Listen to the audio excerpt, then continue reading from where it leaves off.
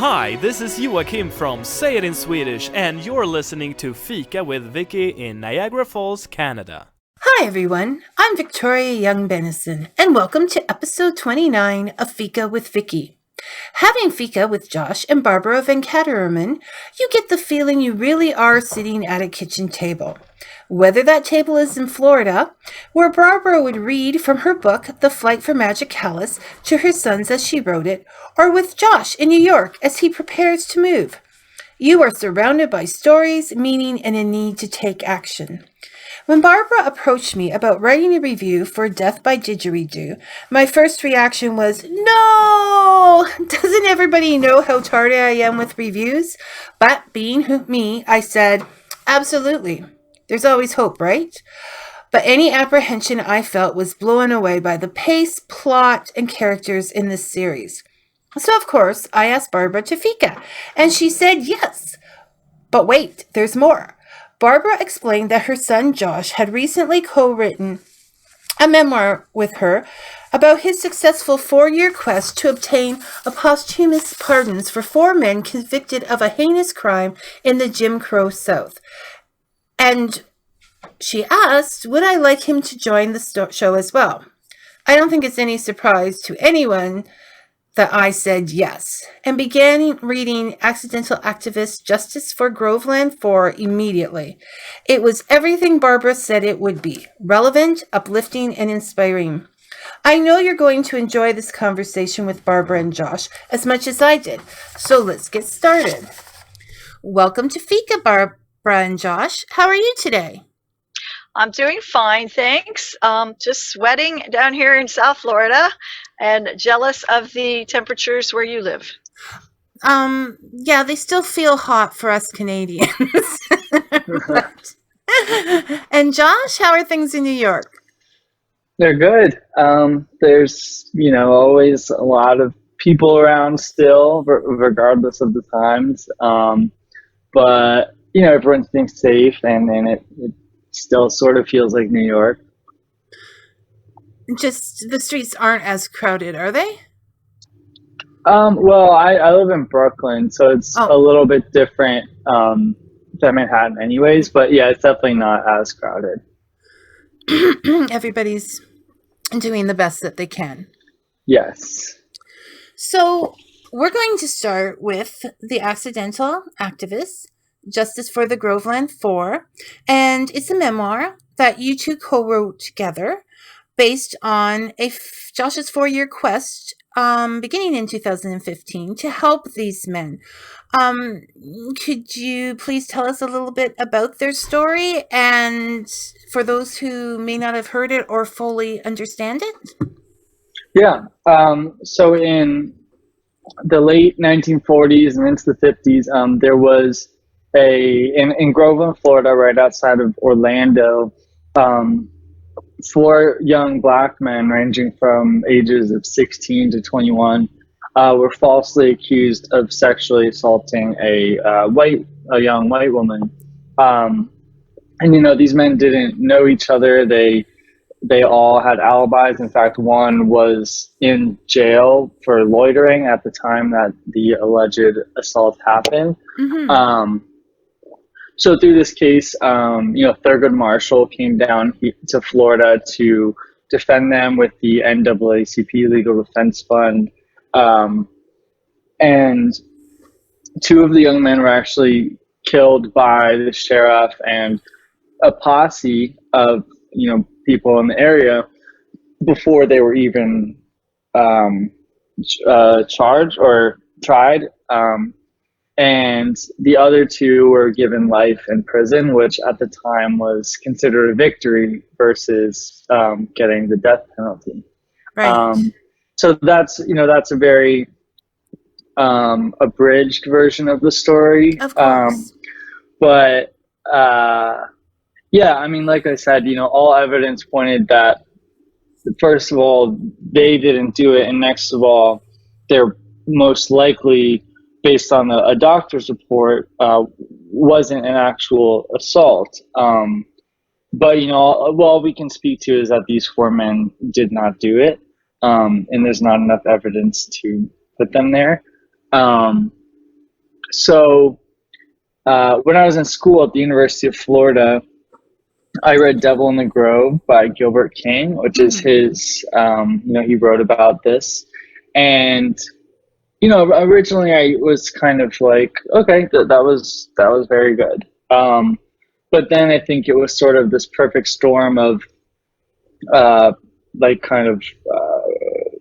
being reminded of it when I was driving back home to Fort Lauderdale from Gainesville one weekend, and I passed the sign for Groveland. And a lot of times when you read a book, the setting is sort of just the setting. It's not a real place. It's not something you think of that's just a couple hours away. So just seeing that sign reminded me of what I read and showed me how close it was. And being in that place made it all seem more real. Right. So from there, I basically started doing some research into, what is happening now. Has anyone talked about this? And I saw that the family members were trying to because all four men were no longer alive. But actually the last one, the one who was 16 at the time, only died in 2012. So it kind of shows you a lot of this stuff isn't ancient history. Right. Just like, Mom, what's the woman Ruby, who walked in the first integrated school? Is it Bridget? Ruby Bridges? Yeah, right. Yeah. Yeah, she's still alive. She was a young girl and she walked in like the first integrated school. But anyway, so so I saw that they were trying to clear the names of their family members because they felt like this whole thing was, they were wrongly charged, wrongly murdered, and they kind of, their names were almost tainted because of it, and they their families' names were still tainted. Exactly. So I kind of I had the idea of I'd seen people like Ashton Kutcher, for example, do change.org petitions and succeed. And obviously that's Ashton Kutcher, not me, but I had the idea of doing a petition to ask the state of Florida to clear the names of the Groveland Four. And, when I first started, I did not know what that meant or what it looked like. But so first I wanted to get in touch with the families. So that's where my mom came in. She is, the ultimate sleuth. And she basically found me the phone number of Carol Greenlee, who is the daughter of Charles Greenlee, who was one of the Groveland Four.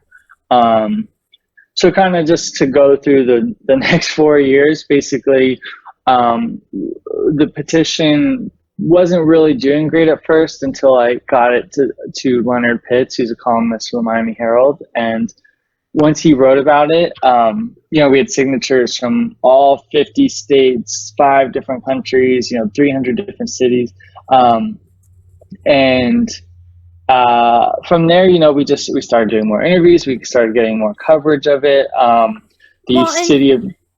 just going to get in a second because you are responsible for making a lot of those things happen. Like it was your reaching out that got these people involved, and you reached out to some fairly prominent people along the way, because there you were 21, maybe, a few years older after this. Was there ever a voice inside of you that said, "Oh, Josh, don't do this"? Like, were you ever scared of reaching out, or did your passion help you to do it anyways, despite any fears you might have? Yeah, I mean, maybe I just wasn't fully grasping what like a Pulitzer Prize was, or like something like that. But yeah, I don't know that I ever got scared, because I think for me, this case was, or this mission to achieve this pardon, this exoneration was everything. yeah, it was everything, and it was a no-brainer. It's everything. We had all the information we needed Right. to back up that this was the right thing.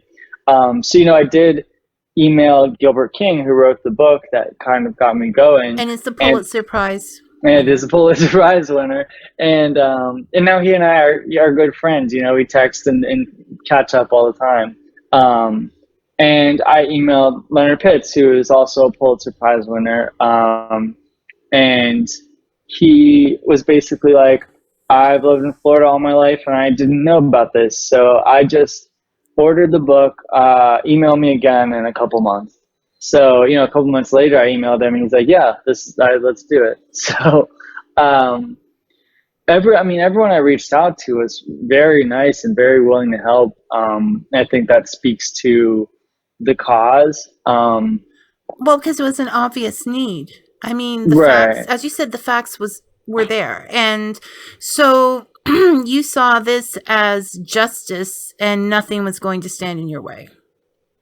Yeah, and I think once you start getting a couple yeses, you start to become a little more fearless, and and a little more determined, because you're like, oh well, this just happened. Why don't I try this? And this happened. Why don't I try this? And You're so, magic, Josh. no, I think it just speaks to like what happens if you just ask, like reach out to people and ask. I feel like I've had a lot of success with that, and yeah. So we started the petition. I reached out to Leonard Pitts, and from there I had to do a little less heavy lifting because more people started coming to us. Right. And the signatures were coming in by the thousands, and so basically down the row, the city of Groveland did a proclamation asking the state of Florida to exonerate the Groveland Four, and that came as a result of us being in the news about it. And then Lake County, which is the county surrounding Groveland, did the same thing. So, well, Josh, it's because of all the publicity you got them. I mean, it's not like you just got a petition, got a bunch of people to sign it, and poof, it happened. I mean, there were a lot of steps along the way, and even though you didn't ask Lake County and Groveland to issue proclamations, they were sick of the negative publicity in which they were portrayed as a very racist area. So, because you shone a light on it. Yes, that's what I'm saying. And I think tagging your mom here, right behind her on this, you didn't just go out there. You researched and found, like, you weren't like, just send me money or something. You researched the people that could help the most and asked them for their skills and their abilities. And that's a completely fantastic way to go about it, because you said, I know you can do this, please do. Yeah. I mean, and I think that comes back once we get a little bit ahead, because there was a state legislator who was trying to pass a bill to make this happen, kind of independent of us, and she was kind of barking up the wrong tree, and then unfortunately she didn't win re-election. So my mom, because I was like, I want to try this again with maybe someone else. My mom told me to reach out to Senator Gary Farmer, and this was the day after the 2016 election.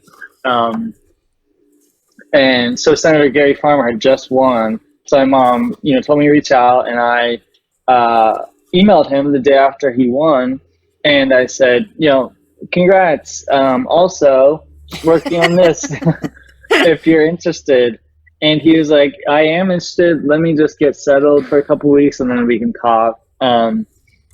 So he, once we connected, he was like, we'll need a co-sponsor in the House. And again, I don't know anything. I didn't know anything about legislation or politics or anything like that. But, like you said, it all comes down to research and And it also comes down to kind of being in the situation and kind of being forced to learn this stuff. But I found a co-sponsor, and both of these, the senator and representative were in Fort Lauderdale, where we're from. They weren't from Groveland or Orlando, but it didn't really matter. So, long story short, we got together, we had this joint resolution passed in the House and Senate, and they issued a proclamation and an apology to the families, and we were all there, so it was very moving. And I cried when I thought about Carol and the families. It's not set up to be a crying book, but I cried. So, It's powerful. Anybody wanting to get that. And I think when you talk about the politicians and the research, one of the quotes that I like, I'm quoting you, I'm feeling like you and your mom are quote addicted because of the books I've read, which is okay, because I am too. But I'm quoting, "It didn't matter to us the race, gender, political affiliation, or district of our sponsoring legislators. We just wanted help." And I think the fact that you crossed lines really probably helped a lot, didn't it?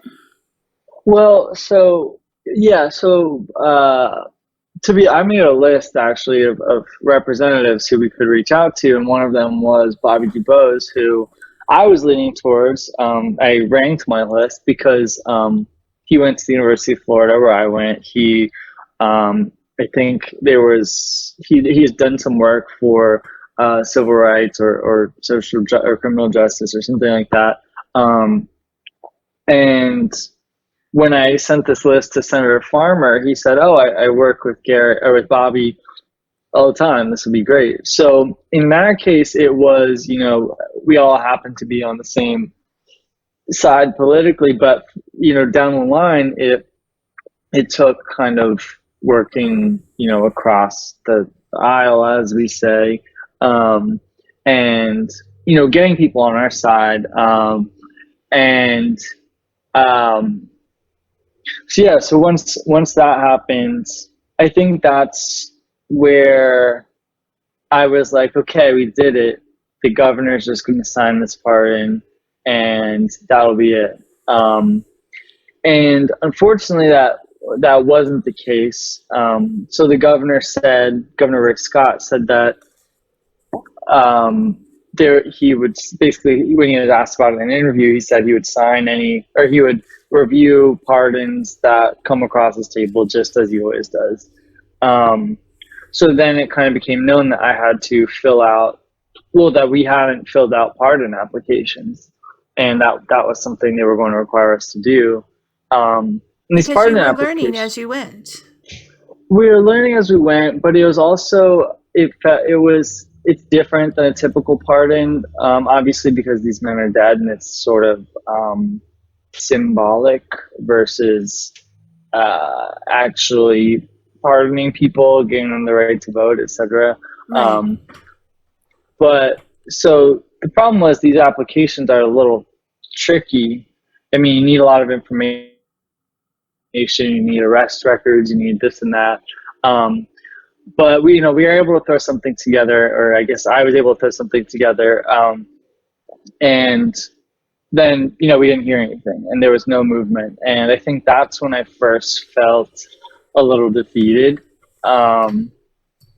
because so much of the way had been people willing to help, and suddenly there was not, there was just nothing. So basically it took up until the next election when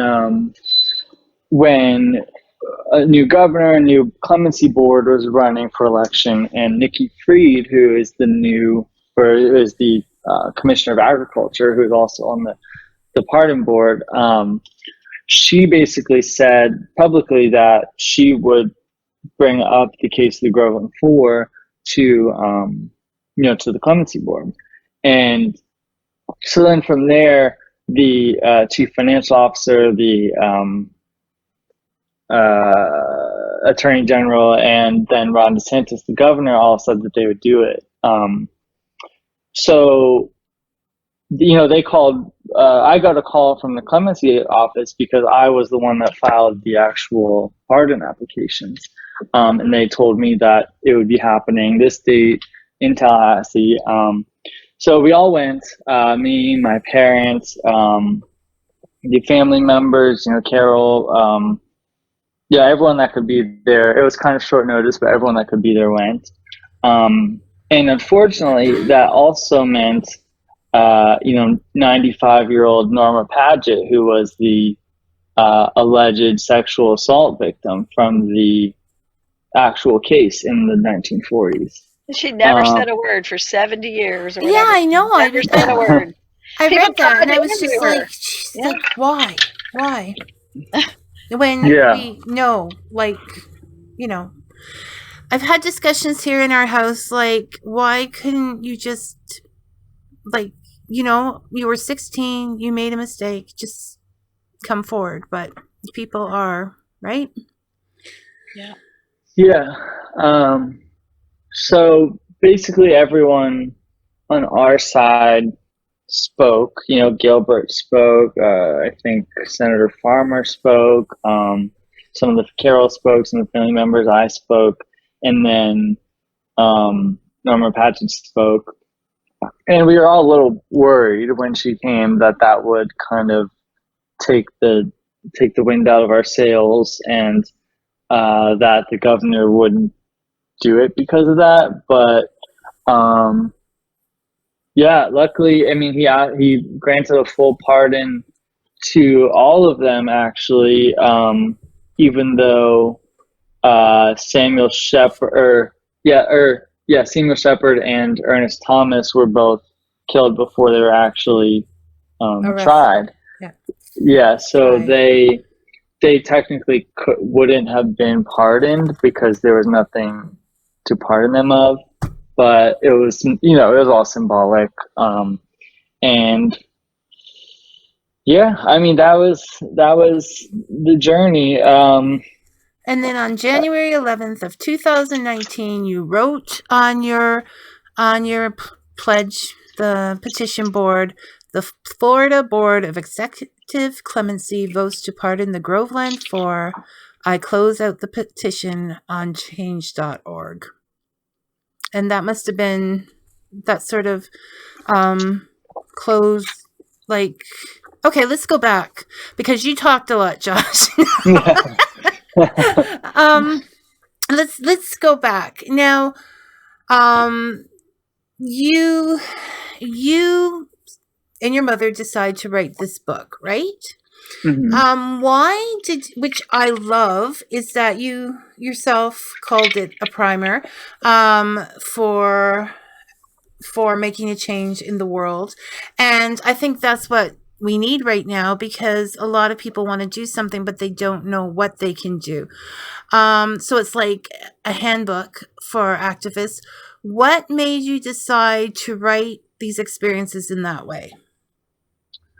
Well, that was my, the help of my parents, actually, who kind of said, even if this is just for you, I think you would like to have all of this written down from your own perspective, versus obviously the newspapers and the whatevers will always be there, but to have my own thoughts written that way, and my own experiences, because obviously I did a lot of things behind the scenes too, so to have those things written in there in a way that even if it's just for me, that would be a great thing to have. But I think from writing it, we were like, oh, well, wow, this isn't a how-to book on being an activist or being or making a change. It does show you that one person can, even if you're not doing it alone, one person can kind of start a ripple effect. One person can find an issue that they want to tackle and find a way to do it. Well, I think you're a bit of a catalyst, Josh, because there were people doing, but it had been so long and it's hard to keep faith. And your showing up sort of breathed fresh air into all of their work. And that's what I got out of reading the book, is that you were very important in sort of nudging things along, nudging the petition along, nudging this person along. You're a nudger. I think he comes by that honestly. I was going to say that, but from the few minutes and reading your mysteries. Yeah. But you do come up with, at the beginning, a bit of a point system about, following passions and that. And I almost think that this book is not just about activism, but living a full life. You gave everything you had to this cause, and you put out there, this is what I want. And when you put out there, then people knew you weren't going to go away until this was done. So I think for people out there, I think it's a great book to read, no matter what you want to do or what you want in life, aside from the story, which is very important to tell, and tell from, not in the moments of intensity when these things are happening and we haven't quite had time to look back on them, but in a time when you did have time to sort of feel it through, right, Josh? Yeah. Yeah. I mean, wait. Sorry. Will you say that again? That you had time. It's not like you wrote it as you went, and all the emotion and everything was there. You had time to sit back and really think about what it all meant. Yeah, and that's a lot where, my mom came in too, because she is better with words than I am. But it did. There were some things, honestly, once we decided to do this, that I almost forgot I even did, because I went back to emails, I went back to, Facebook messages, things like that, just to find other things, and I realized, oh, I did this, or I said this, or this is where this part happened. So luckily, because of technology, we had a kind of record of a lot of the things that actually happened. But yeah, at the end, once this was all done, was when we decided to actually do this. And and I think that was the perfect timing, because it came across as having thought and time to record those experiences. Now, there was a cool thing that happened along the way, and I wanted to mention, not that the whole thing isn't cool. Okay, people, I think this is a fabulous story. It's all very cool. I was just, one of the many cool things that happened along the way is you were inspired on this quest by Gilbert King's book, Devil in the Grove. But then this experience in you and what you were doing inspired a younger author to write a book. Is it okay to talk a little bit about that? Yeah, of course. I probably have it here somewhere. I have to go find it. But yeah, so I was a student at the Florida Children's Theater when I was in middle school and high school. And, I maintained those connections and friendships, etc. afterwards. But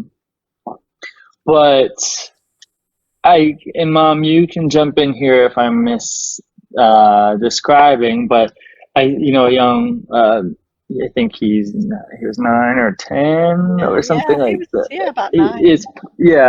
And so he and his mom heard about, what we were doing. I don't remember how. We posted a petition, I think, okay. on Facebook. Yes, we posted the petition in the Florida Children's Theater Facebook group, and his mom was already trying to teach him a little bit about the civil rights movement, things like that. So when this came out, they wanted to interview me for, I guess, for the book, or maybe it was for something else that became the book. But so they talked to me about what I was doing, and then they decided to make this book. They spoke to Carol, and they became very involved. They wrote a children's book that actually my cousin did the illustrations for. And so from there, they started writing postcards to the legislators to show their support for passing this pardon. They came to some of the events. They came to the joint resolution in the House and Senate. So they became supporters on their own there too. But yeah, as you mentioned, he kind of became an author out of it, and I think it's very cool because the whole goal was for it to be a children's book, and he kind of wanted to share that. Obviously, he's lucky his mom wanted to teach him these things, but he kind of wants to teach other kids these things too. So I think it's okay to mention his name, right? Because it's on the internet. Oh yeah. His name is Ben Polsky, and his mom is Nancy Polsky. Right. And the book, which I think is a clever title, it's rewriting, but not writing as in WRI.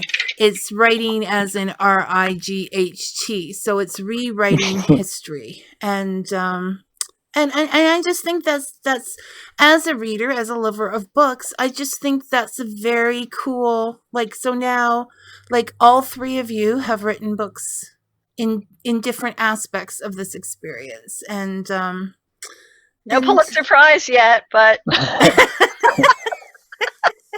give them time. Well, what's funny is Gilbert King, we did give him the book to read, I think right before we published it, and he loved it. He said he knew that different people were doing different things behind the scenes, but he never had the big picture of what everyone was doing. And that's what this book did. It really, and we had to find out what some of them were doing too, like Chris Hand, the attorney. We didn't realize what he was doing. And with getting, letters to the governor and things like that. And so Gilbert said he loved it because it actually just put it all together like a big jigsaw puzzle so that he had the picture of what happened. And that's what we were trying to do for Josh's purposes. And then we decided it was worth sharing. Well, it was, and it was cool to know what each person was thinking when something happened like that. That was a very nice touch when, a vote would go through and it's like what Carol is thinking or Ben or Gilbert. It's nice to see things from all the different perspectives, and you feel like you know the people that much better. So Josh, since you're sitting there, it occurs to me that reading this book, it was always so my mom and dad hopped on a plane and came or whatever. How important to you do you think having such supportive parents was in your journey? Well, it's, I think a lot of times my mom wanted to do more, and I was like, Mom, this is my thing. But no, I mean, so supportive, but not too supportive is what you're saying. Well, I love a good project. Exactly. But my mom, especially became friends too with Carol Greenlee and Vivian Shepherd and the other relatives. And, sometimes that's as good as all you need. You're just having, especially for them too, it's like having a friend, having that support, having people telling them they're on the right track and things are looking good. And because, for Carol, for example, she, her mother was pregnant with her when her father went to Groveland, and he went to Groveland to get work to send money back for Carol when she was born.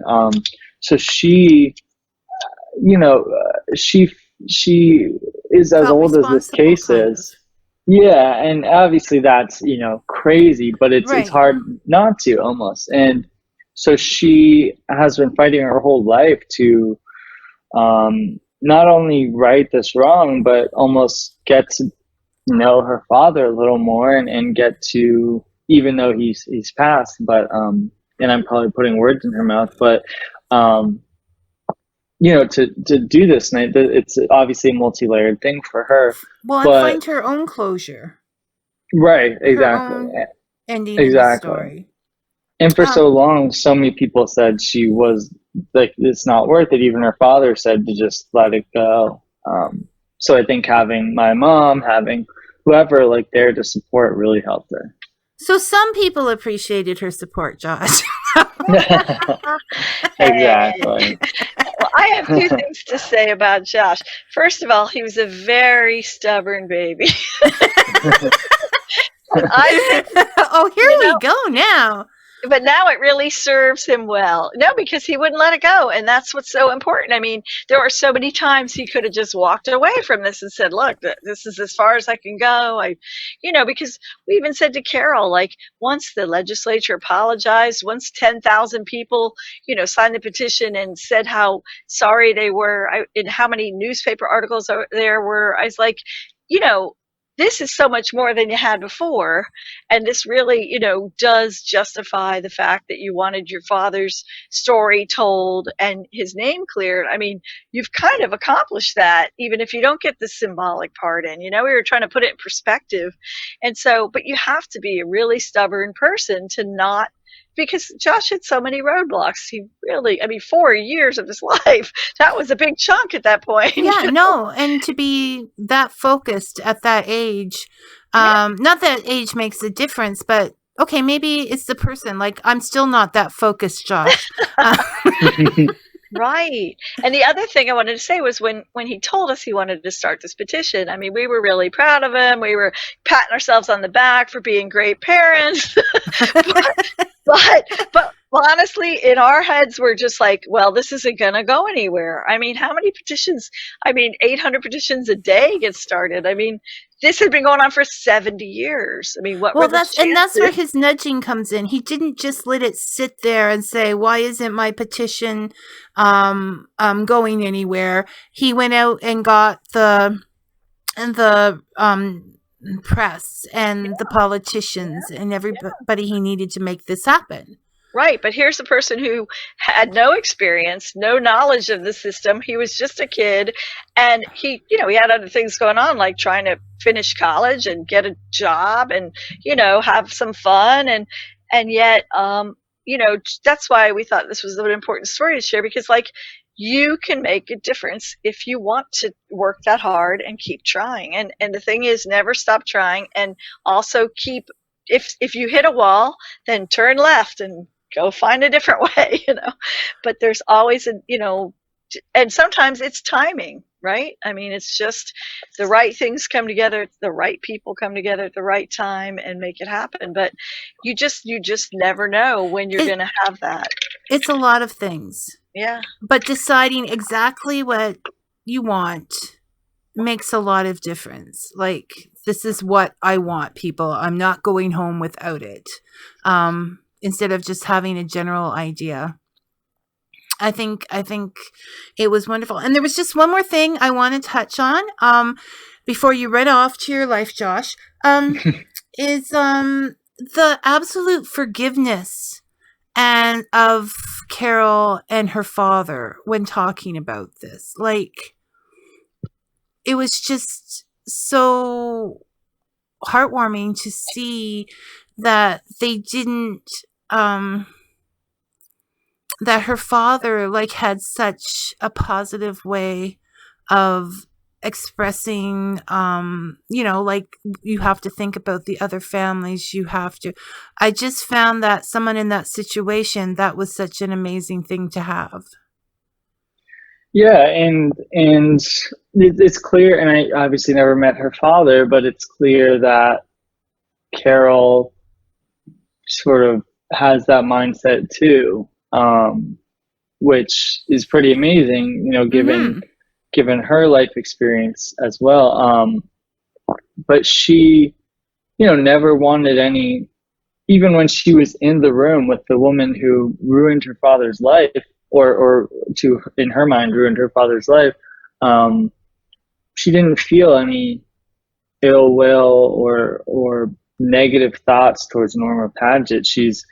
She's very focused on just clearing her father's name, and it's not about anyone else. It's just about her family and her father's legacy, and she has her father's last name, and wants her family to be proud of that name, like we kind of talked about at the beginning. So yeah, right. Because it still affects the family even after the passing. They still live under that shadow. Exactly.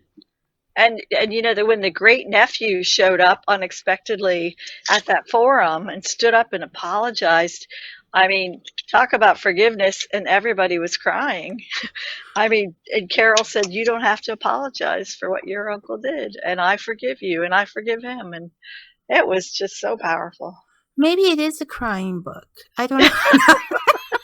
I cried. I cried when I was there. I cried when but you were there. I sometimes don't want to say it's emotional because that might throw some people off of it, but it's definitely a story you need to read, and how this happened and the people involved, and it's just it is available on Kindle and Amazon. That's where I go in the sales. And so Josh, is there any specific links if we want to follow what you're up to now, or what you're up to next, or learn more about the book, or possibly more of what happens because of the book? Where do we find you? I'm on social media. I think overall, hopefully you'll find me in your newspapers. We're at the next case. But what if they don't live where they can buy those newspapers? So you're on Twitter, you're on Facebook. I'm on Twitter, I'm on Facebook, Instagram, all of that. I'm pretty easy to find. My name, I'm pretty sure I'm the only Josh Venkataraman. So you're one of a kind. Yeah. And I'll put them out on my Facebook or whatever, and yeah. You will see his name in printing, so you'll be able to match it. Right. And if you're ever if you ever go to Lake County, Florida, there is now a monument to the Groveland Four in front of the courthouse where they were tortured and tried and convicted. And there is a monument to them and to this whole thing, and that never would have happened if Josh hadn't pursued his cause. Oh, fantastic! I didn't know that. So that wasn't in the book, Josh. So I think I sent you a photo, though. I did send a photo of the monument. I might have. Right. I haven't got. They're fabulous photos, and I will put them up. So I think the monument happened a little bit later. Mm-hmm. It happened after the book got published. Yeah. No, I'm just teasing. I wasn't. So it was a fabulous book, perfect in every way as it stands, Josh. Thank you so much. And so now I'm umming because we're going to send you on your way now. Thank you so much for coming and doing this. When I first talked to your mom, I had no idea that you would be coming along, and this would be part of the stories that I would be reading and getting to discuss with the authors. And so I'm honored to be able to talk to someone who did such a thing. Well, thank you so much. Thank you for having us. Wait, I forgot to ask, because it was is there something that you are involved in now, or that we can help you with? Well, yeah, actually, I'm working on something else right now.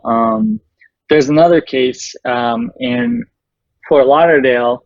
It was a man named Reuben Stacy, who was also, falsely accused of a crime, and he was lynched by a posse. And this happened in Fort Lauderdale, which I considered to be a very not the typical South.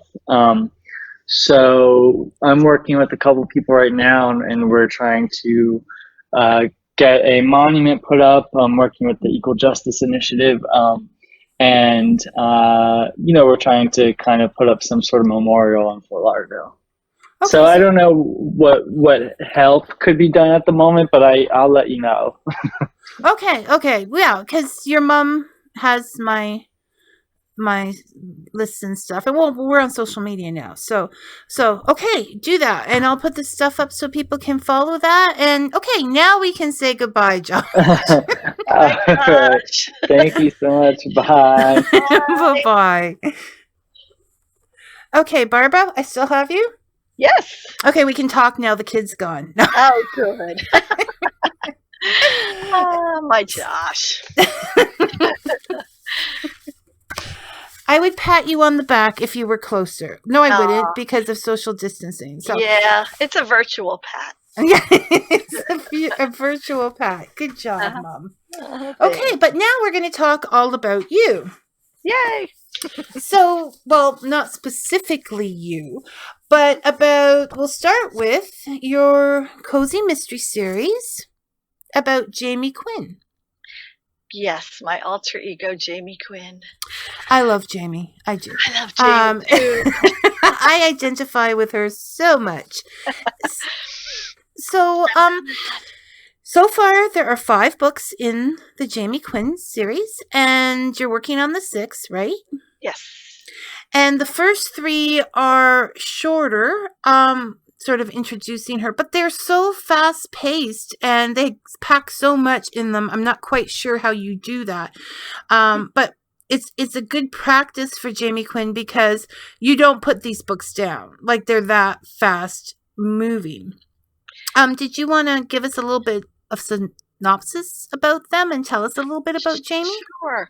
Well, okay, so Jamie is I call her a reluctant family law attorney in Hollywood, Florida, actually. And Hollywood is kind of a smaller town. It's south of Fort Lauderdale. It's like between Miami and Fort Lauderdale, and it's definitely not as glamorous as Hollywood, California. It's kind of a slower town. And she practices family law and mediation. And when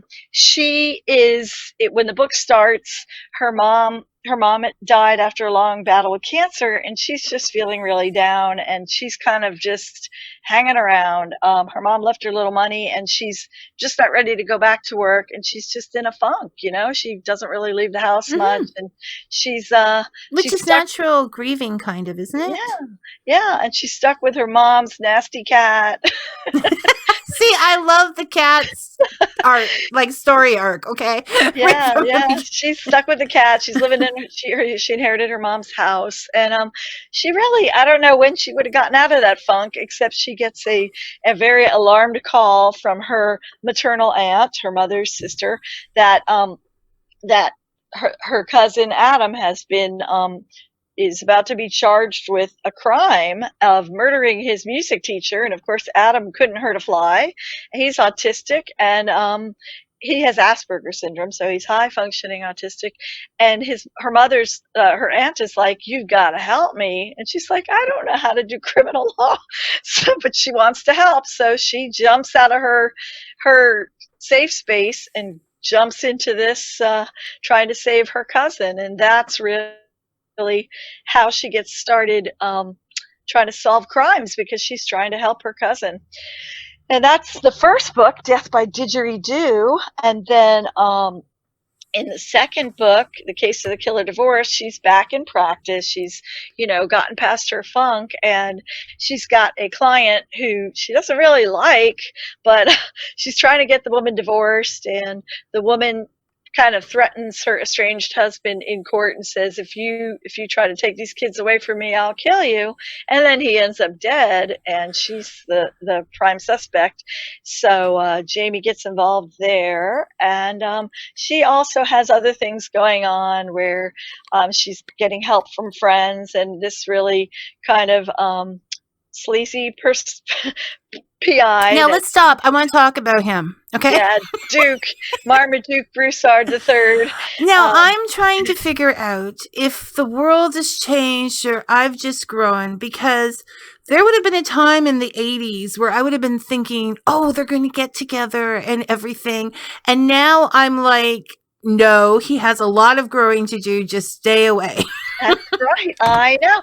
Well, he's just, he's not her type, but they get, and he's really not as sleazy as he seems. He's actually got a good heart, and he's rather chivalrous, but he is rough around the edges. He's a player. I mean, he's a player. He is a player.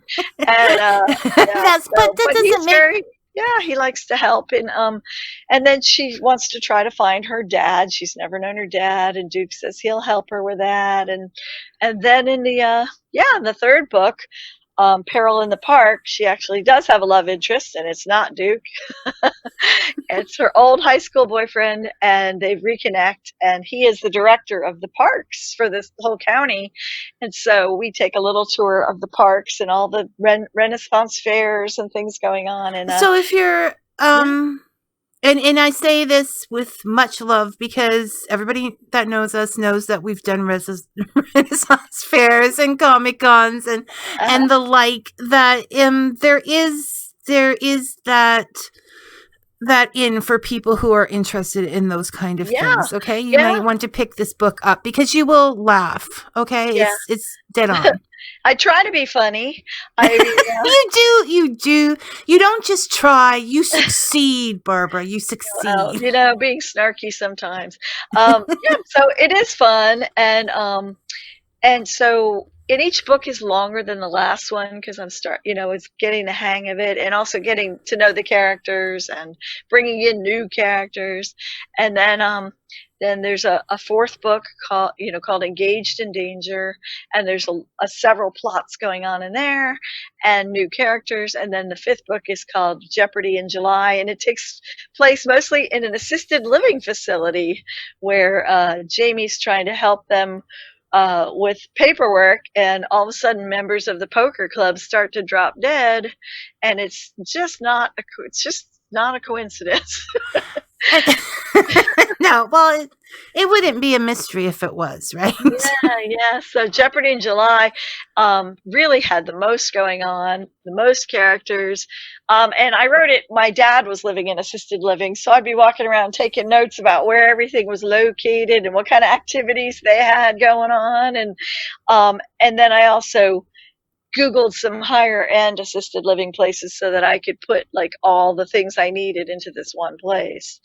But that one was fun, and my dad got a kick out of it because, of course, he was living in assisted living and playing poker. Well, that was fun. And now this last one is that I'm writing now is called Villainy at Vizcaya, and Vizcaya is a really famous national landmark that happens to be in Miami, and it's this gorgeous mansion. And then half of it takes place there, and the other half is going on in the Everglades, and the python eradication problem we're having. So I had to watch a lot of videos about catching pythons, and my husband's like, again? I was like, I have to feel like I'm there without actually going there. Yeah, because, well, you kind of had it easy in the first few books because you were talking about her job, and since your job is her job, you kind of knew the facts, right? Yeah, no, I write about what I know. I mean, so then you want to have enough research to feel that same security, right? Exactly, because in the sixth book, she's actually trying to change careers, so I had to do a lot of research. Okay, I can't ask what she's going to be. We don't want to give those kind of spoilers, and I have to wait. Yes, well, You will get there. You'll get there. But yeah, and the thing is that nobody in my books. There's always murders, but nobody ever dies by guns. I'm a gun safety advocate, and I work on that, try to prevent gun tragedies in the community, and so I have to find other ways to kill people, and I do a lot of research, and I am very surprised the FBI hasn't knocked on my door yet. Yes. And what is she up to today, right? Today she's looking at poisonous plants. Yes, and your husband, you don't want him to get too suspicious either. I mean, right. He doesn't. He's a little nervous about how many ways I know how to kill people. But like Jamie, I'm sure that would never happen because you have such a big heart. Like, part of the reason she gets involved in a lot of these things that don't involve her family already or the ones that she loves is that she does jump in. Yep, she doesn't know how to say no. Sometimes she says, I think I have the word sucker written on my forehead and it's invisible only to me. But, I mean, she doesn't even wait to be asked to say no to. She just goes in. I know. Well, in this latest book, she's asked and she says no, and she lets herself get talked into it. She's like, I knew I was being manipulated, and I did it anyway. So that is, I wanted to say on top about this particular series. I had a lot of things I wanted to say about this series, Barbara, but I did want to say that, so the facts are there, but they are very emotional. There's a lot going on in the characters' private lives. Is that good? Yeah, it's good. No. Okay. I liked the books. So everything I say from this moment on will be good things, Barbara. Good. Yeah, I mean, but I'm saying that's what makes them so fast paced, because it's like, you're doing the case, but then this is going on in her life, and you get to know so much about the characters and feel so much for them in such in the same amount of time that you just spent to tell us about 6 books that fast. Yeah, I like to be fast. Oh. And you are, and they are, and it makes them very, very good. So yes, there's not just mystery in these books. There is romance as well. And some looking into, I don't know if I should say the geekier world or the fan-based world. That's what I'm going to say. The story, yeah. Right? Yeah. The story lover and the fan-based lovers. Now, I mentioned this before. Are you a bit of a quotation junkie? Because you mean, do I like to quote other people? Or yeah, like you like quotes from other writers and things. Do I do that a lot in the books? Well, I saw some of them. I like, once again, like I love quotations, so I love that they pop up because, if I don't know them, I can write them down, and I think they're a nice way of connecting to the world of books that have come before, and I agree. And to speak to the people who also like those quotes. I was just there's one, when you're safe at home, you wish that you were having an adventure, and when you're having an adventure, you wish you were safe at home. Yes. I mean, other people have said that. Well, I think this was Will Thornton Wilder. That's right. Yeah, okay, right. Thornton Wilder. And reading your books, we get to do both. We get to be at home safe and go on an adventure. That's what I try for, because I mean, I'm too chicken to do those things myself. I mean, I'm Jamie in that I will never jump out of a perfectly good plane. Yeah, no. No. But Jamie, yeah. Jamie is not an adventure seeker, but the adventures find her. Right, I know, it's true. And as far as quotations, I mean, when helping co-write Josh's book, that was one of the most fun things. I mean, I was in charge of the quotations at the beginning of each chapter, and it was really a challenge to find a quote that kind of encapsulated what was the feeling of that chapter, and that was the most fun. And a lot of the people who write reviews say how much they enjoyed those quotes. Well, I did. I liked them. So it was well worth the challenge, right? Yeah, I love doing that. That was like a little treasure hunt. No, I love finding quotations for pictures and different things. I like quotations, so I thought I'll put more in. Okay. Yeah, I love that. And I thought about with this book, the sixth one, I thought about trying to do that quotation thing, but the problem is, like, with Josh's chapters, a very specific thing was happening in each chapter, whereas here several things are happening in each chapter, so you can't really encapsulate it in one quote. And so I didn't try. No, but well, you did, and then you gave up.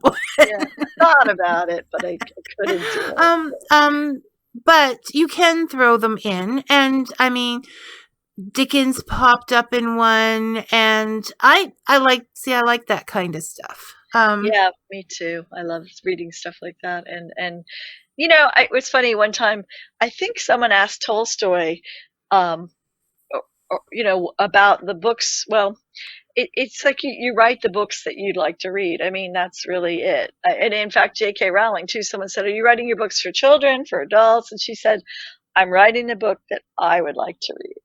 So that's how you write. You're not trying to aim.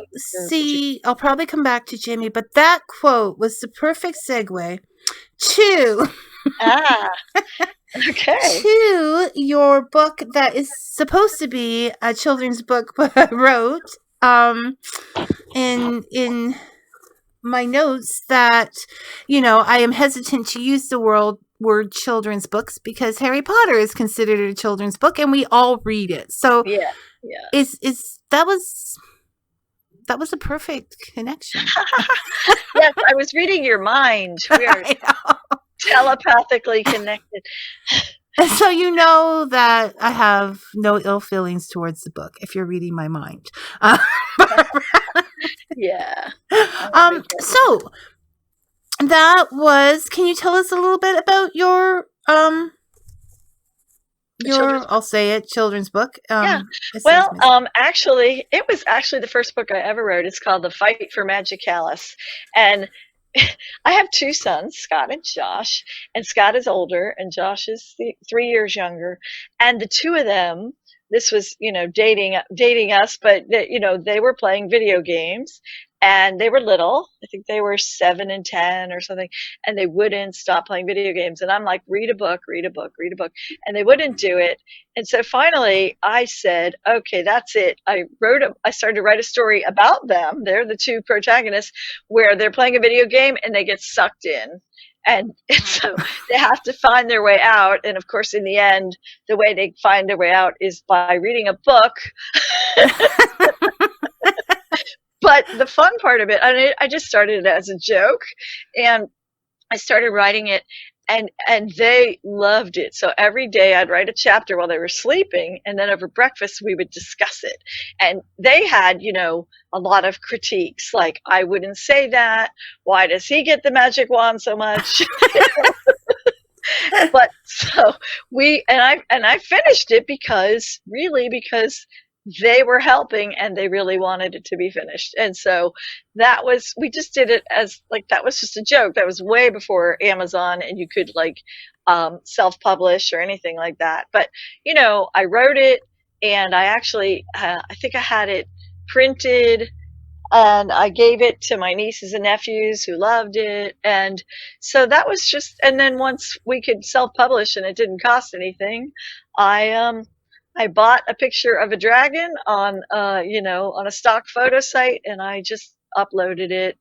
But adults have read it and said they really enjoyed it. So it's not Harry Potter. It's just a cute little story. And it was way before the movie where the kids actually do get sucked into their video game. But it was fun to write, and it wasn't. I mean, I made up the video game. We just made it up as we went along, and kind of put in dragons and all kinds of things, and it was really fun. Well, I have it on my Kindle now. Actually, in Canada, it's free right now. Did you know that? Oh, I think I put it on free. I alternate whenever it is. Yeah. So if you're out there and young in age or young in heart, give it a shot. It's and now you know the story behind the story, okay? Yeah. And see what you think. So, while we're going on with the different things that you've done, I also downloaded Mrs. Tea Time with Mrs. Grammar person. Yeah, Mrs. Grammar person, yeah. Yes. And I started into that, and I have to say, well, because that's the one I started with amongst your other things, because it is tea time and it's like Fika, and Grammar and I have never been the best of friends. And you've already helped me with whom or who. Not me, Mrs. Grammar person. Mrs. Grammar person. Okay. And do you remember the hint that you gave for that? I said if you could substitute him or her, then that's whom. Right. Yeah. And although effects and affects are still a bit... they're kind of right.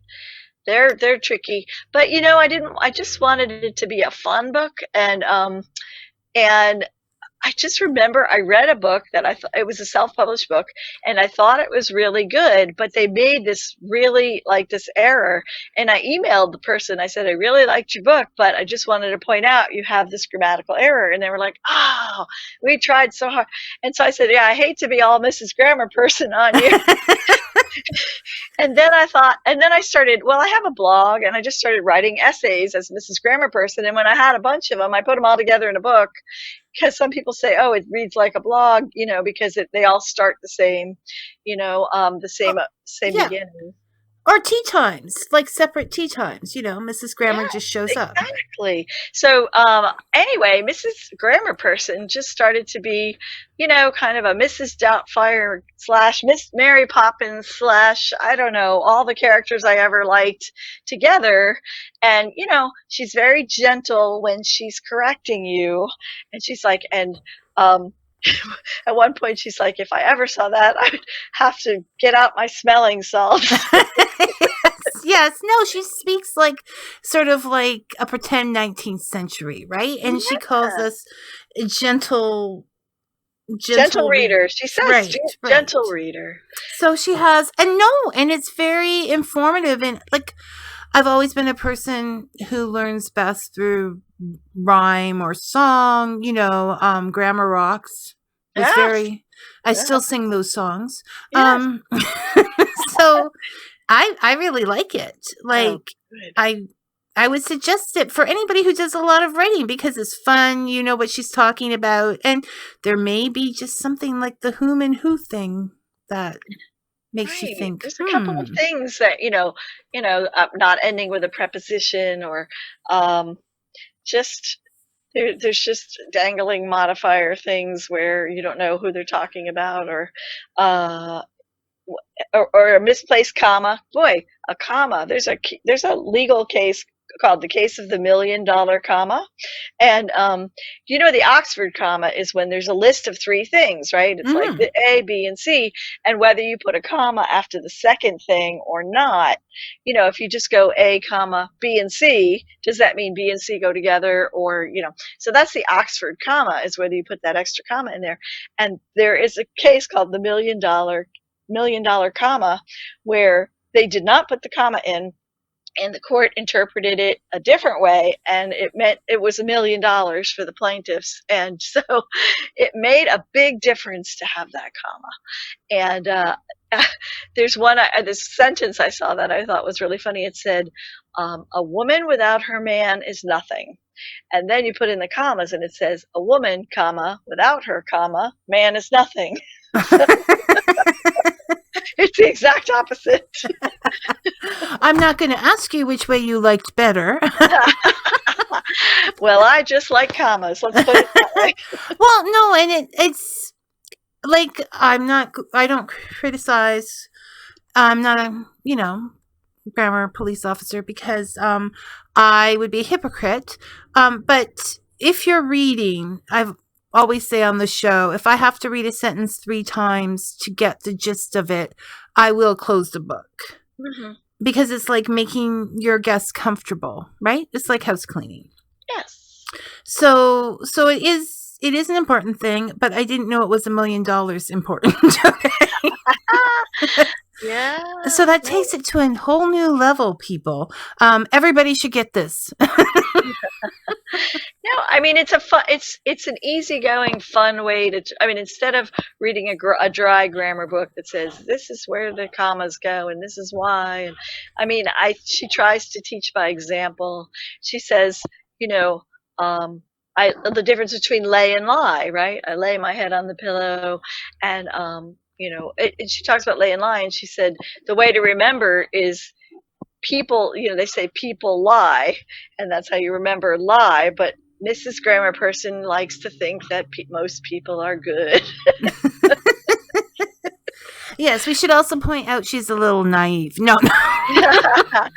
It's funny, there's a woman I know who runs an editing, she has an editing business, and Annie at the editing pen, and she loves Mrs. Grammar Person with all her heart. And and so after that book was done, I wrote a few more essays, and I let her put them on her website, and sometimes she emails me, I miss Mrs. Grammar Person. And I said, yeah, she'll be back sometime. Maybe like she could become the next hero in your next cozy mystery series. Mrs. Grammar Person. Well, I did think about having someone who was like Mrs. Malaprop, just always using the wrong word. That would be fun. That would be, but now you have a whole new selling system for this. Save yourself $1 million. Purchase Mrs. Grammar. That's right. You never know, and it'll save you $1 million to put that comma in. Right.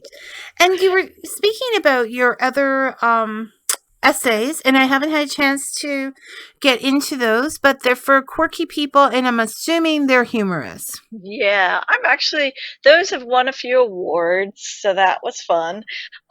Yeah, they're humorous essays. Like one of them is the night I spent in a sleep clinic to find out about my sleep apnea. It reads like a B science fiction movie. It was a horror show. So that one, it was called Nightmare at the Sleep Clinic, and just funny things that happen along the way. One is a trip to the hardware store, about how every time my dad would go to the hardware store to try to fix something, he would break it worse. And so we'd all go, not the hardware store, no.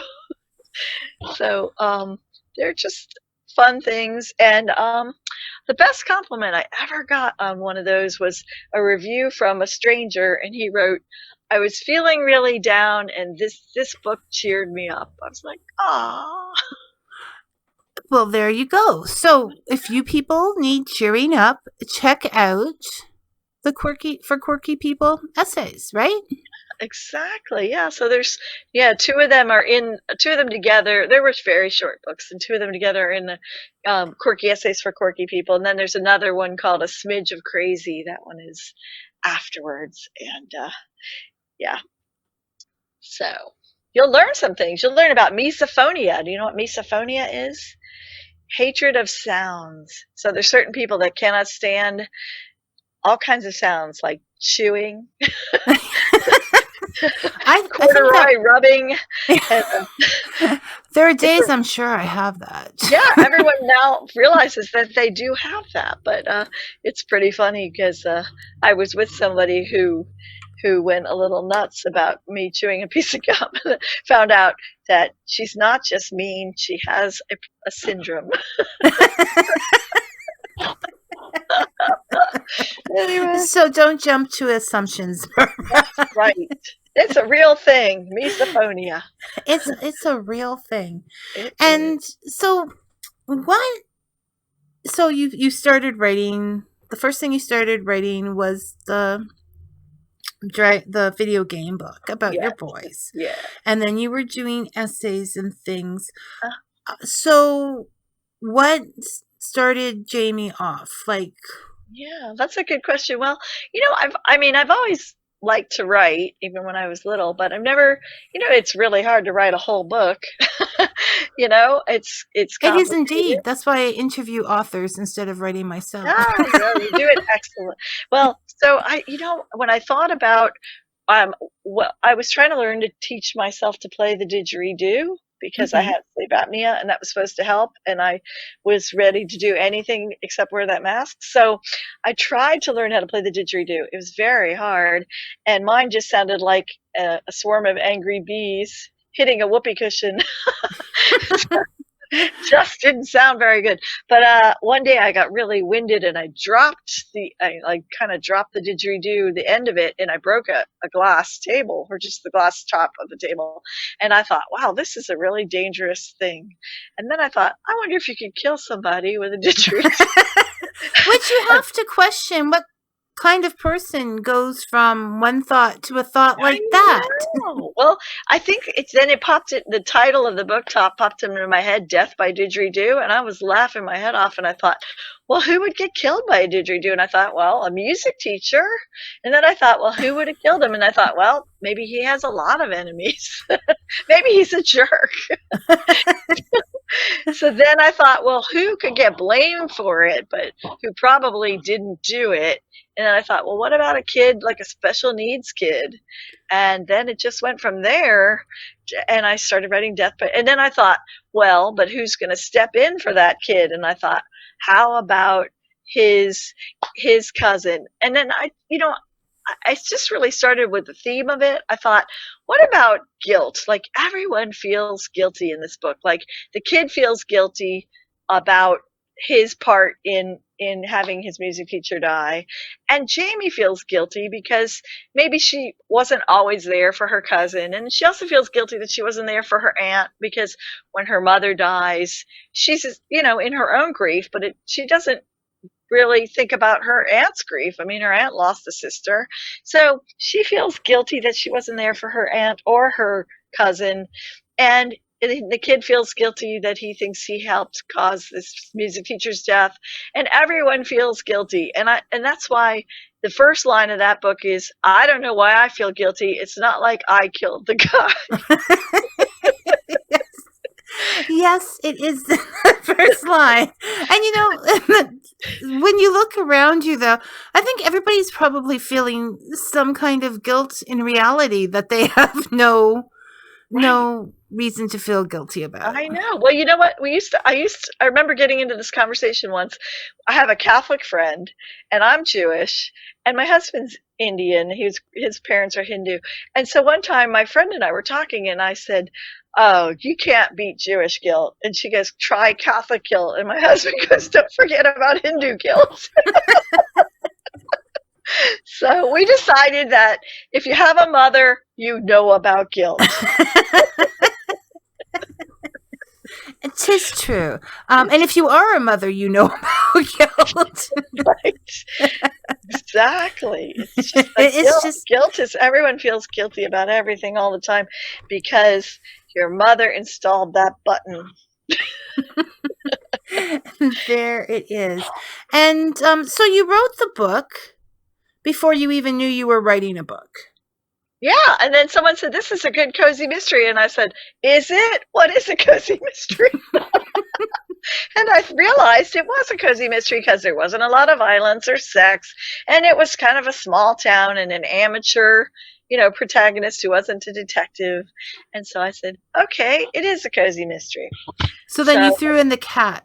And the cat. There's always a cat or a dog or something, right? But, the one thing, too, that I and it's probably because I'm in my 50s, even though Jamie Quinn is in her 30s, but I really hate a ditzy protagonist. And I feel like a lot of cozy mysteries tend to make the woman a ditzy woman, or someone who's, just so involved with her own love life, or has, where someone's, a hot guy walks by and she drops everything, and or she sticks her nose where she shouldn't for no reason. And I really find those women annoying. And in life or in the books. Yeah, and I just feel like if women want respect, we have to give ourselves respect. And when you write books with a ditzy protagonist, you are kind of stereotyping yourself. You're stereotyping women. And it's just my pet peeve. And so Jamie is never, she may be, too good natured, or maybe naive about things or whatever, but she's not going to be doing dumb, going into the barn in the dark. I don't know. Well, yes. No, this is something most of the women that I've read have been intelligent women with, careers and stuff, and not so I need to look into this. Do you think there's okay, we'll talk later for details on this. Okay. Yeah. Because you have me really thinking now, Barbara. Well, because some people, when they have reviewed my books, they've said so refreshing that the protagonist is not just a total flake,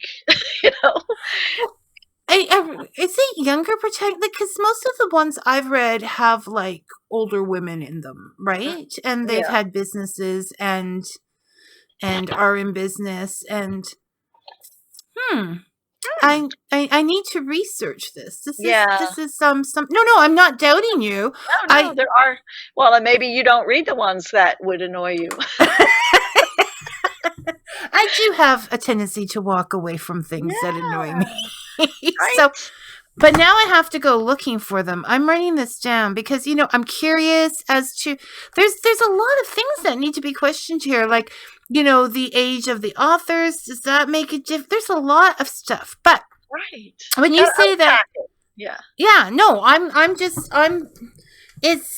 I'm a curious person. So now you've set me off on my own quest to figure out why this might be and who is doing it and stop them. I always want to give Jamie a reason to get involved, right? It's her cousin, it's her boyfriend, it's her client, it's something that's happening in her world. Right. She doesn't. She definitely does. I don't see her as being. If she was not intelligent, she might have ended up with Duke. So she. Right. It's not Jamie's problem. It was my problem when I was young, and I'm just. So a lot of people say, "Oh, I hope Jamie and Duke end up together." I go, "Not gonna happen." Then they also say, "I hope Jamie and Nick end up together." I go, "Definitely not." Oh my goodness! So but see, stereotypically, romance-wise, and growing up, I was in my 20s in the 80s, so that kind of programming in that. It was either like, oh, we have this tension because he's so difficult, or, oh, he's just fun and he's going to give that all up for me. So those would be traditional at that time romantic figures. And I'm so glad that you ignored them. No, but she does have a friend who makes bad choices in men. Yeah. Well, her friend Grace is very smart, but just keeps picking, bad choices, right? Well, because she's looking for fun in the moment, right? Yeah. Yep. She is. So I know. But apparently her author does not agree with that behavior. No, it's fine. I had a friend who was always dating the wrong guy, and she was just like, she's great, she's cute, she's fun, she's smart, she's funny. And one time she was telling me about this guy she was dating, and he's obviously just a jerk. I could tell from the story she was telling. And I turned to her and I said, "You know what? You deserve someone who worships the ground you walk on." And it was like this light bulb went on over her head. She was like, "I do, don't I?" Like, I guess she'd been settling because she just didn't understand that she really shouldn't have been settling, because she deserved someone good. And so that was like, and she goes, I'm going to tell my nieces the same thing that you just told me. I go, okay. And you went on to the next thing. Yeah, okay, glad I could help. Done for the day. But I think a lot of women who settle for somebody who's not going to treat them right just doesn't get that they deserve, they really don't deserve that. They deserve to be treated right. It's like, I do deserve it. Okay, you're right. Sometimes you're just so wrapped up in the fun part that you don't get the respect part. Yeah, maybe. Yeah. Okay, another thing for me to investigate. You're married a long time. I think you know how to do it. Yes, say get away 1 minute and then come and help me with the computer the next, right? Exactly. Yeah. So, and people have heard us in our disagreements on the radio. We are very open.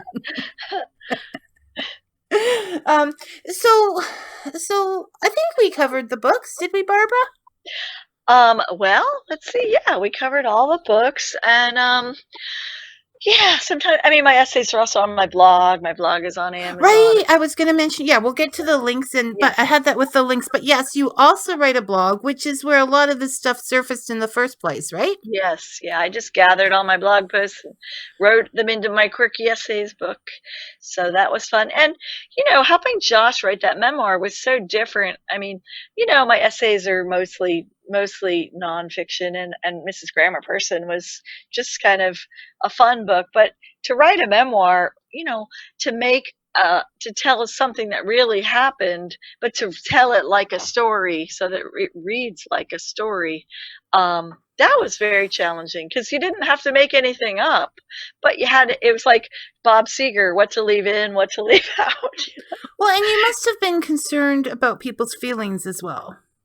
Right. And we actually sent out questionnaires to Ben Polsky and Carol and Gilbert and Bobby DeBose and Gary Farmer, and asked them, how did you feel about this and what happened? Because there were some facts we were a little fuzzy on, and also we wanted to have quotes from them. We wanted to actually capture what everyone did and how they felt about it at the time, and that way we could it wasn't, Josh didn't want to be the star of the book, Well, because it was, and that's an important thing. That is such an important thing, because there were other people who, everybody was a star in what they did, right?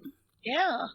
And Chris Hand, the attorney from Tallahassee, who got involved at the end, and really, I think he brought it over the finish line because he's the one who was working with Nikki Fried and made it an election issue. Everybody who was running for election for office for that clemency board, they were asked, what are you going to do about the Groveland Four? So he kept it going like that, and he's the one who got, it was a very odd election that it wasn't odd that Republicans won because they always win in Florida. It was weird that Nikki Fried won because she's a Democrat. So one person in office, one commissioner is a Democrat, which has never happened before.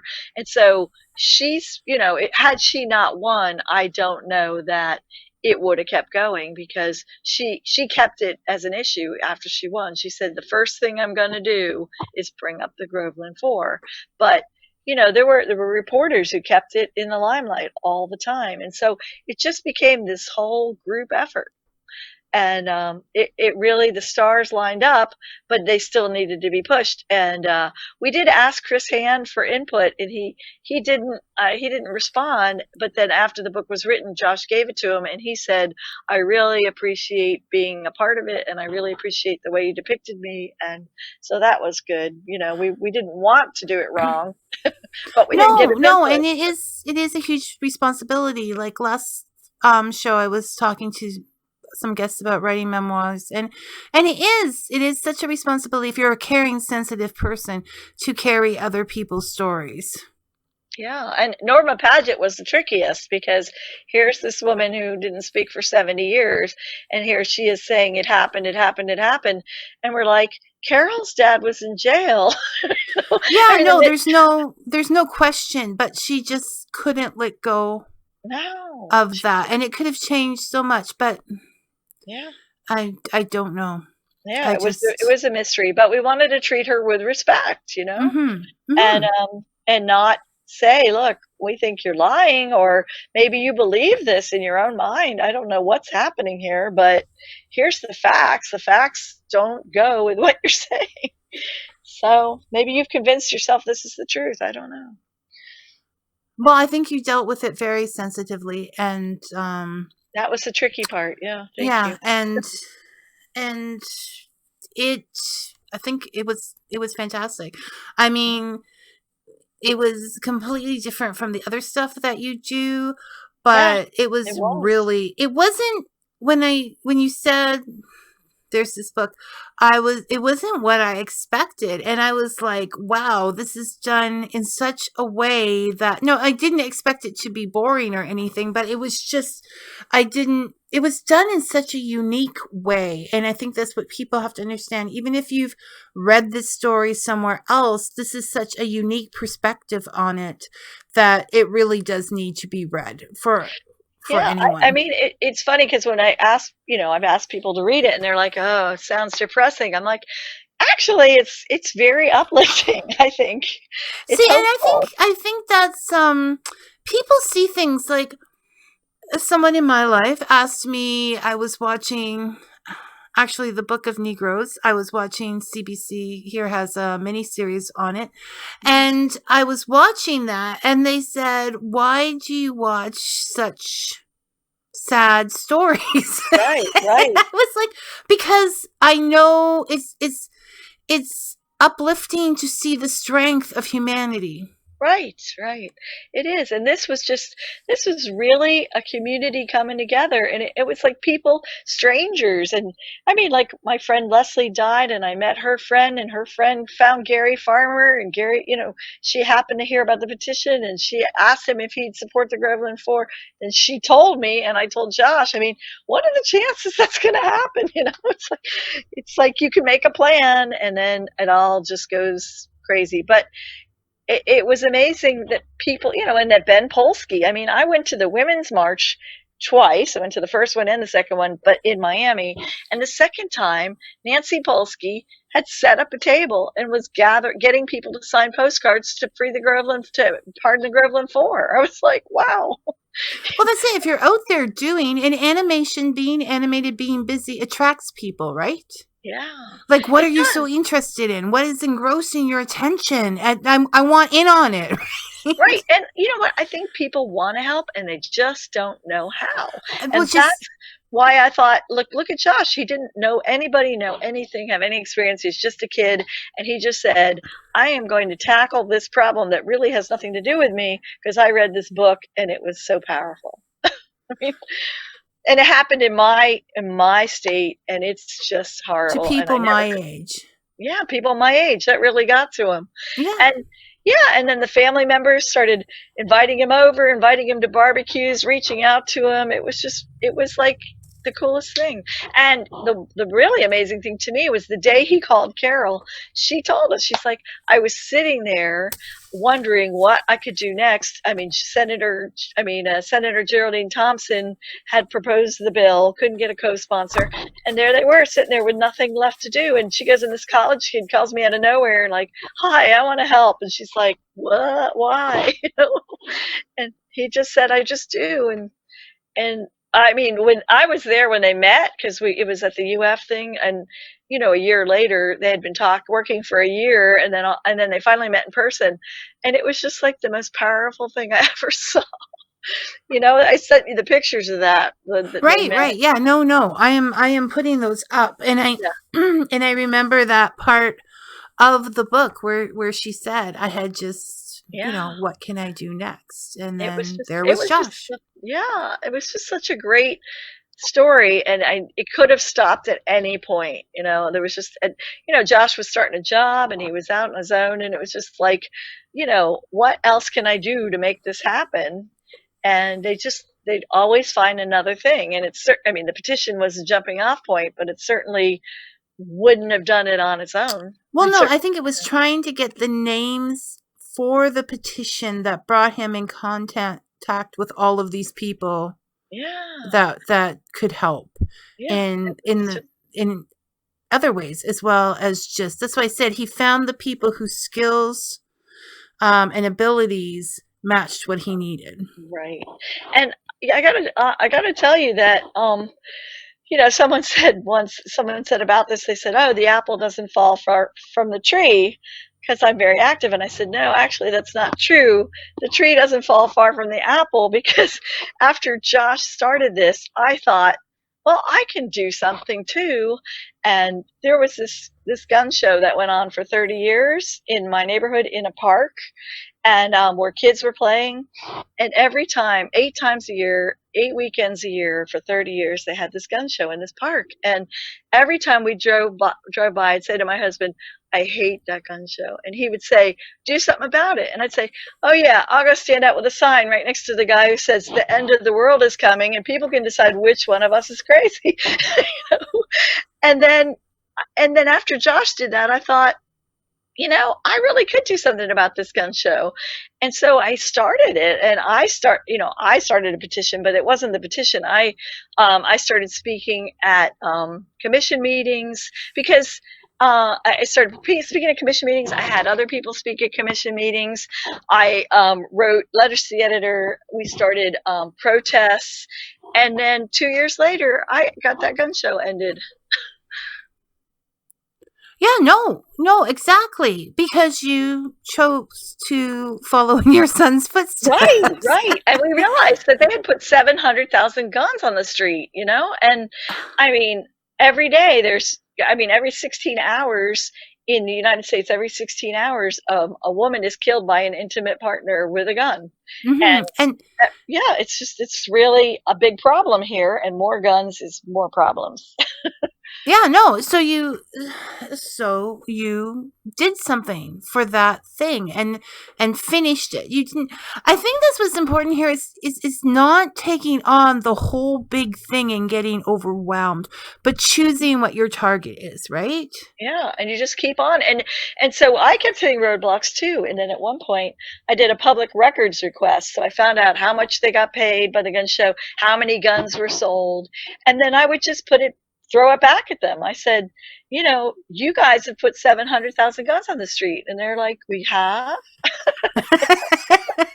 But we don't want to know because we're getting money, right? But then you think, well, whatever money you're getting, if one person is shot and becomes is paralyzed or has a brain injury and has $1 million in medical bills, right?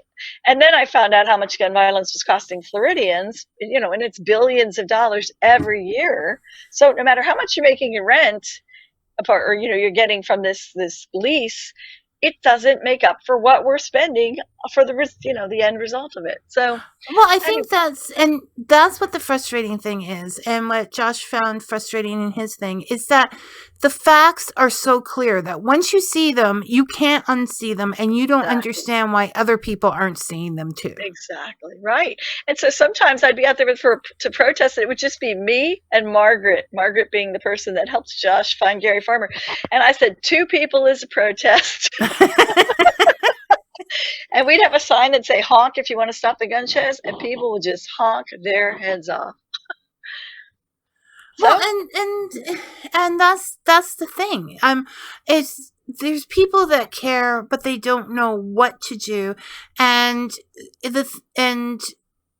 so you're showing them every time someone does something like that or follows their passion to change things. It makes a difference. Right.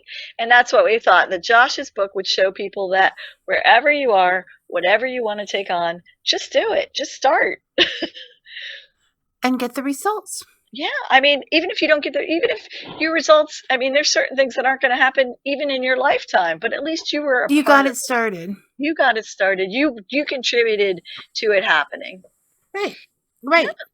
And find the things. And yeah, no, I completely agree. And I do think, like I said, I wasn't expecting to find this, but there you brought it to me, and it's a good book. Like just from a reading perspective, it's a good book, and it is a happy ending. It is a happy ending, yeah. Which we get so few of in now. Yeah. In life, right? I know. I really thought it was a positive story for a time when people could use some positive story. Yes, no, and right you were. So if you want to feel better during this time between Jamie, Quinn making you laugh, the realism and the positivity behind Accidental Activist, any of that, you need to go find Barbara. And Barbara, I haven't tried your last name on purpose yet. I'll say it for you. It's Venkataraman, like ramen noodles. Oh, okay. I can remember that. I love the fact that you have little remembering things. Okay. Well, the name came with the guy. Go check out Barbara and I'm going to put all of these things up on Amazon and Kindle. They're there. Yeah, she's on Goodreads. You can follow her, write a review. I still owe her some, as I owe many people, but I'm getting on it. And they're all audiobooks. I have some really fun narrators. Oh, and they're all on audiobook as well. Is there any other place they should be going to look for you? Gosh, I don't know. The books are also in paperback, and some of them, it's funny, I found they're in some libraries now in the United States, but funny ones like that you wouldn't expect, but we're starting to get them into the libraries. But I would say just Amazon and Goodreads, and I think they'll also show up on Barnes and Noble maybe. Okay. So just check out any of your regular sources until you find them. Start your own quest. Find those books. Now, I almost forgot how many of the guests are very generous and bring something to Fika to go along with the coffee that I put on. Josh and Barbara have sent in their recipe for ginger snaps, so I'm going to give them a try before we air and put a photo of them, and I'll make sure that that's out there so you can try them as well. Will you mail me some after you make them? Will it be safe to eat? I don't know, but yeah, we love these ginger snaps. I'm not sure they're letting stuff like that over. Oh yeah, probably. Well, okay, I'll make my own. Well, it was your recipe. Yeah, I can make them. I can make them anytime. Right? It was, and I want you guys to all stay very safe. Thank you. We're trying. Yeah, always thinking of my friends south of the border, and I guess I just want to say thank you so much. I'm so glad that I've had a chance to meet you virtually and talk to you and learn all about Josh and his story and read his book. This has been fabulous. Well, we are so grateful that we met you because it's, a new friend and a new, audience through your podcast. And we love to connect with people. Okay, well, we'll stay in touch and for all the new stuff and everything. And I guess for now it's goodbye. Oh, okay. It's not goodbye. It's see you later. Okay. Thanks so much, Vicky. Okay, take care. Bye. What a lovely visit, full of insights, inspiration, and laughter. Thanks again, Josh and Barbara. I hope we get a chance to talk again soon. And for those of you listening, as always, thank you. May your coffee be hot, your stories sweet, and full of passion.